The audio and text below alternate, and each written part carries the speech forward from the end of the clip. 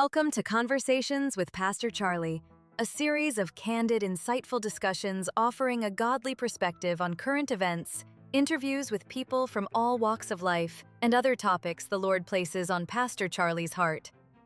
Now here's Pastor Charlie. Well, tonight I want to talk about perspective.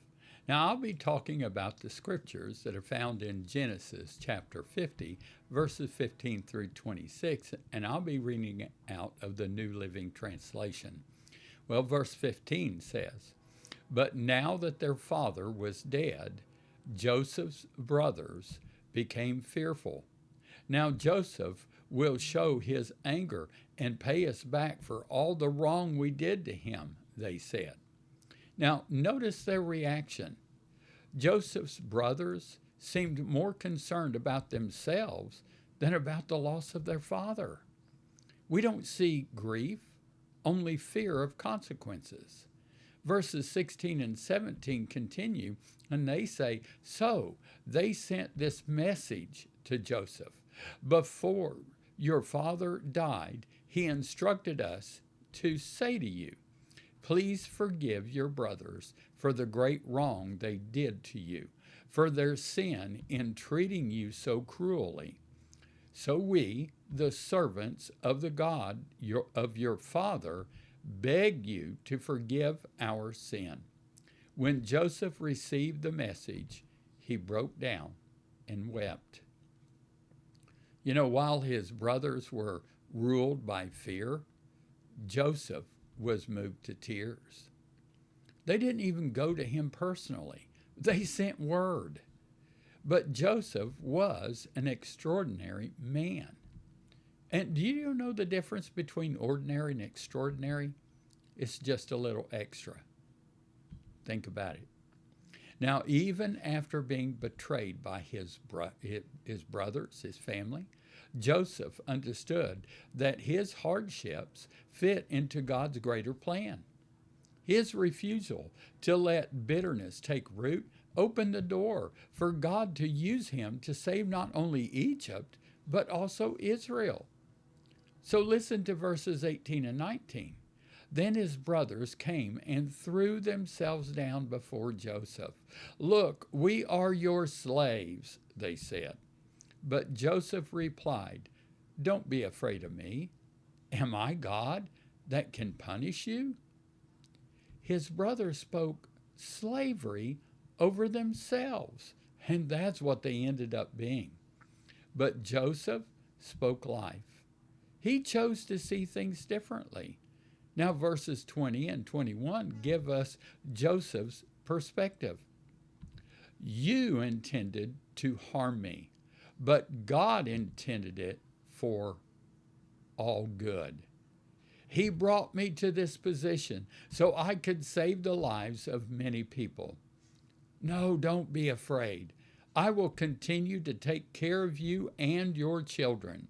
So he reassured them by speaking kindly to them. Guys, doesn't that sound like Jesus?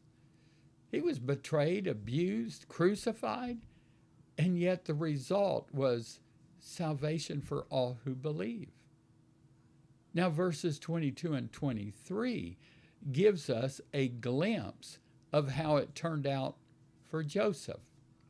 It says, "So Joseph and his brothers and their families continued to live in Egypt. Joseph lived to the age of 110. He lived to see 3 generations of descendants of his son Ephraim, and he lived to see the birth of the children of Manasseh's son Machir, who he claimed as his own." Now, here we see that Joseph lived to be 110. He saw 3 generations and left instructions that his bones be carried to the promised land when they went back. He lived and died with full hope in God's promises. When someone, friend or stranger, wrongs us, we are faced with 2 choices. We can push the hurt deep down, cutting ourselves off from God and others, Or we can, well, basically hand it over to the Father and let Him work not only in our lives, but also in the lives of those who hurt us. Both Joseph and Jesus Christ chose the latter, and the world is better because of it. When we make the same choice, we bring the world around us closer to Jesus. Now, for the rest of the story, let me read verses 24 through 26. It says, "Soon I will die," Joseph told his brothers, "but God will surely come to help you and lead you out of this land of Egypt. He will bring you back to the land He solemnly promised to give to Abraham, to Isaac, and to Jacob."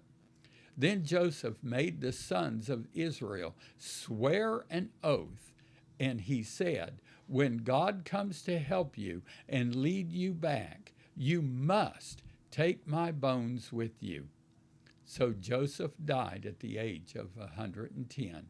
The Egyptians embalmed him, and his body was placed in a coffin in Egypt. You know, Joseph's brothers were always focused on themselves, and they lived in fear. Joseph, he was focused on others and lived in faith. Same family, same circumstances, but two radically different perspectives. Every wrong we receive is an opportunity. Will we let it bury us in bitterness? Or will we, like Joseph, turn it into a testimony of God's goodness? Perspective makes the difference. So tonight, I challenge you. When hurt comes, and believe me, it does, don't ask why me. Ask instead, God, how can you use this for good?